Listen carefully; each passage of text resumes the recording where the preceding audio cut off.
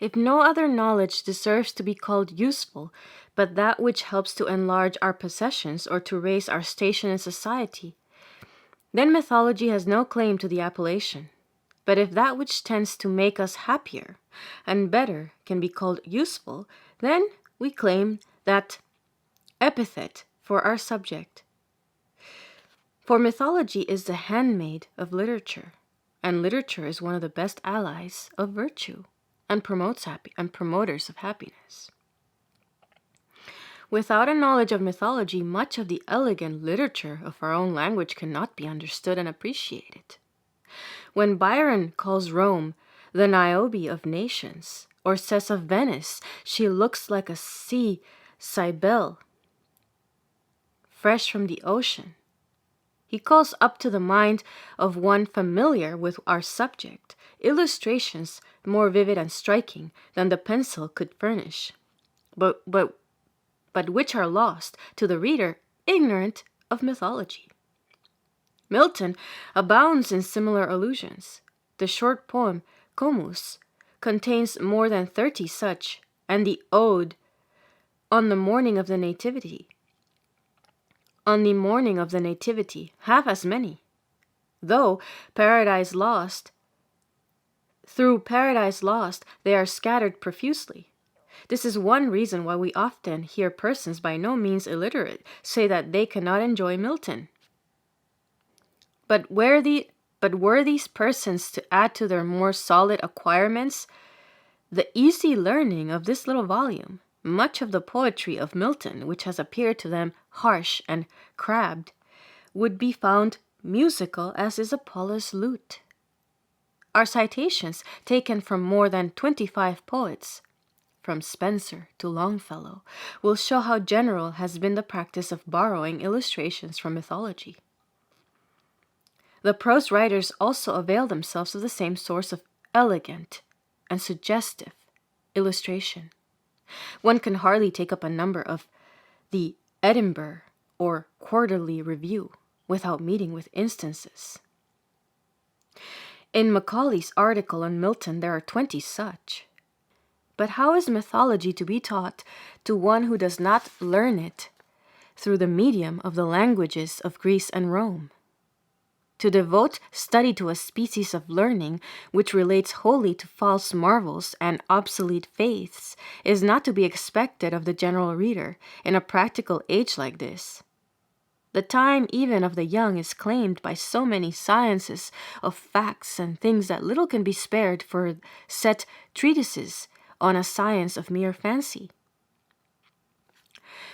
But may not the requisite knowledge of the subject be acquired by reading the ancient poets in translations? We reply, the field is too extensive for a preparatory course, and these very translations require some previous knowledge of the subject to make them intelligible. Let anyone who doubts it read the first page of the Aeneid, and see what he can make of the hatred of Juno, the decree of Parcea, the judgment of Paris, and the honors of Ganymede, without this knowledge. Shall we be told that answers to such queries may be found in notes, or by a reference to the classical dictionary? We reply, the interruption of one's reading by either process is so annoying that most readers prefer to let an allusion pass unapprehended rather than submit to it. Moreover, such sources give us only the dry facts without any of the charm of the original narrative, and what is a poetical myth when stripped of its poetry? The story of Ceyx and Halcyone, which fills a chapter in our book, occupies but 8 lines in the best Smith's Classical Dictionary, and so of others. Our book is an attempt to solve this problem by telling the stories of mythology in such a manner as to make them a source of amusement. We have endeavored to tell them correctly, according to the ancient authorities, so that when the reader finds them referred to, he may not be at a loss to recognize the reference. Thus we hope to teach mythology not as a study, but as a relaxation from study, to give our work the charm of a storybook, yet by means of it to impart a knowledge of an important branch of education. The index at the end will adapt it to the purposes of reference and make it a classical dictionary for the parlor. Most of the classical legends in this book are derived from Ovid and Virgil. They are not literally translated, for in the author's opinion, poetry translated into literal prose is very unattractive reading. Neither are they in verse, as well for other reasons as from a conviction that to translate faithfully under all the embarrassments of rhyme and measure is impossible. The attempt has been made to tell the stories in prose, preserving so much of the poetry as resides in the thoughts and is separable from the language itself, and omitting those amplifications which are not suited to the altered form. The northern mythological stories are copied with some abridgment from Mallet's Northern Antiquities. These chapters, with those on Oriental and Egyptian mythology, seemed necessary to complete the subject, though it is believed these topics have not usually been presented in the same volume with the classical fables.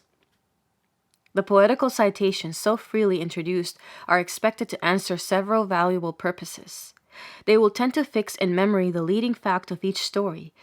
They will help to the attainment of a correct pronunciation of the proper names, and they will enrich the memory with many gems of poetry, some of them such as are most frequently quoted or alluded to in reading and conversation.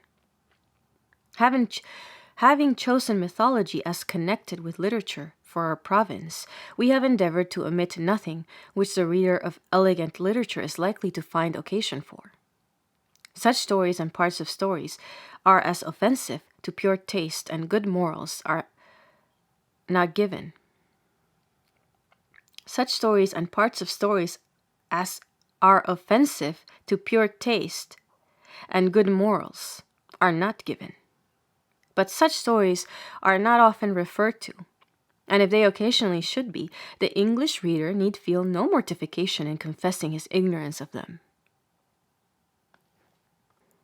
Our book is not for the learned, nor for the theologian, nor for the philosopher, but for the reader of English literature, of either sex, who wishes to comprehend the allusions so frequently made by public speakers, lecturers, essayists, and poets, and those which occur in polite conversation. We trust our young readers will find it a source of entertainment. Those more advanced, a useful companion in their reading. Those who travel and visit museums and galleries of art, an interpreter of paintings and sculptures. Those who mingle in cultivated society, a key to allusions which are occasionally made. And last of all, those in advanced life, pleasure in retracing a path of literature which leads them back to the days of their childhood and revives at every step the associations of the morning of life. The permanency of those associations is beautifully expressed in the well-known lines of Coleridge in The Piccolomini, Act 2, Scene 4. The intelligible forms of ancient poets, the fair humanities of old religion, the power, the beauty, and the majesty that had their haunts in dale or piny mountain, or forest by slow stream or pebbly spring, or chasms and watery depths, all these have vanished. They live no longer in the faith of reason. But still the heart doth need a language, still. Doth the old instinct bring back the old names, spirits or gods that used to share this earth with man as with their friend. And at this day, 'tis Jupiter who brings whate'er is great, and Venus who brings everything that's fair.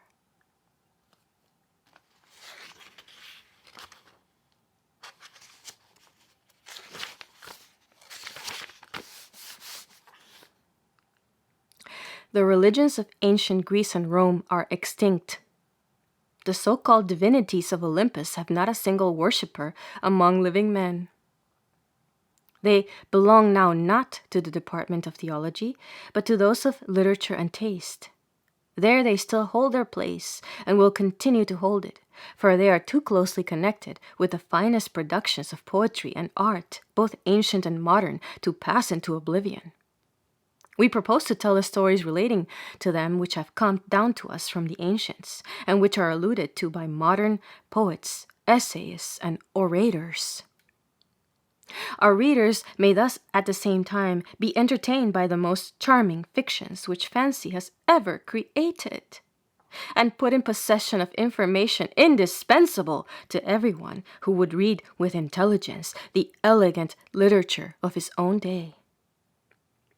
In order to understand these stories, it will be necessary to acquaint ourselves with the ideas of the structure of the universe which prevailed among the Greeks, the people from whom the Romans and other nations through them received their science and religion.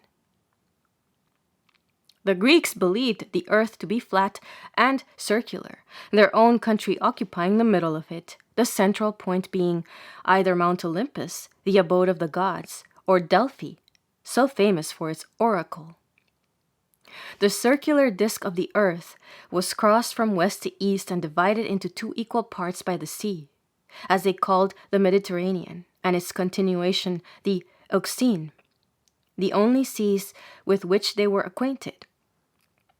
Around the earth flowed the river Ocean, its course being from south to north on the western side of the earth, and in a contrary direction on the eastern side. It flowed in a steady, equable current, unvexed by storm or tempest. The sea and all the rivers on earth received their waters from it.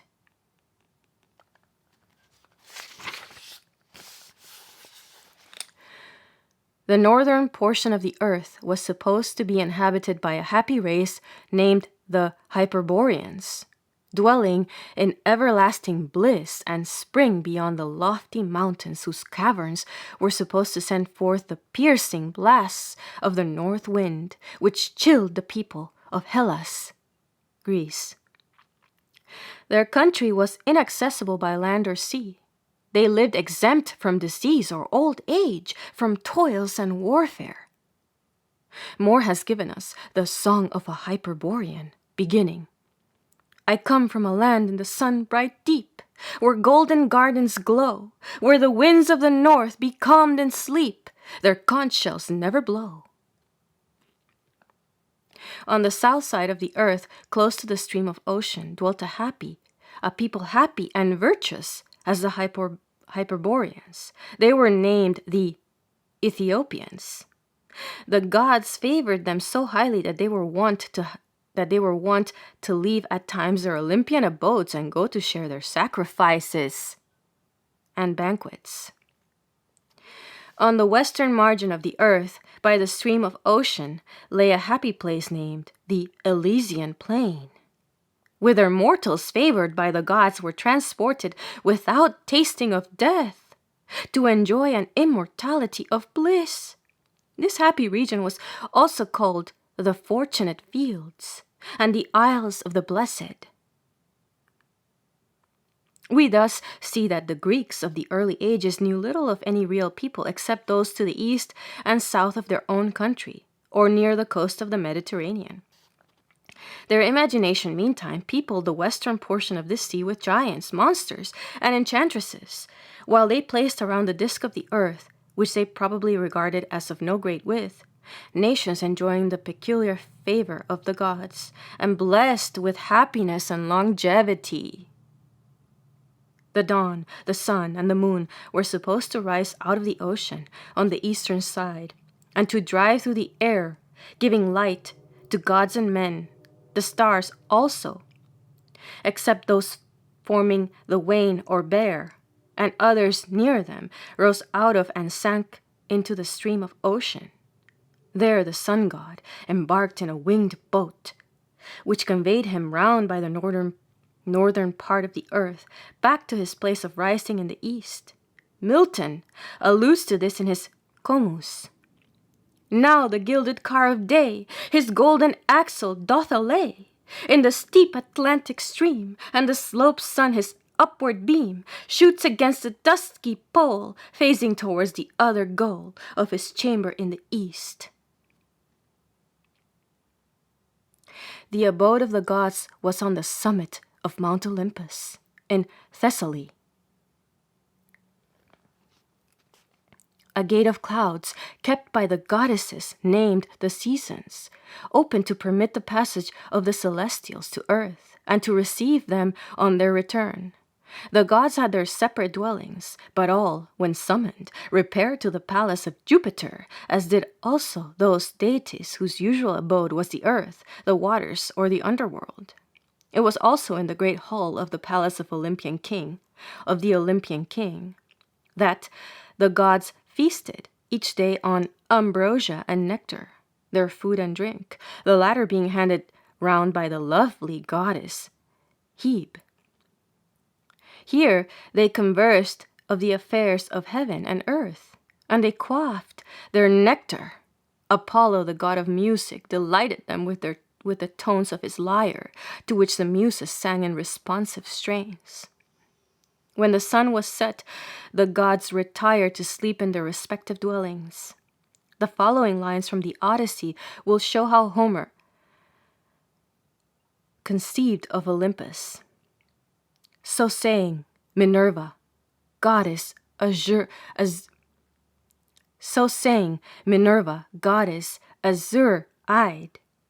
rose to Olympus, the reputed seat, eternal of the gods, which never storms, disturb, rains drench, or snow invades, but calm. The expanse and cloudless shines with purest day. There the inhabitants divine rejoice forever.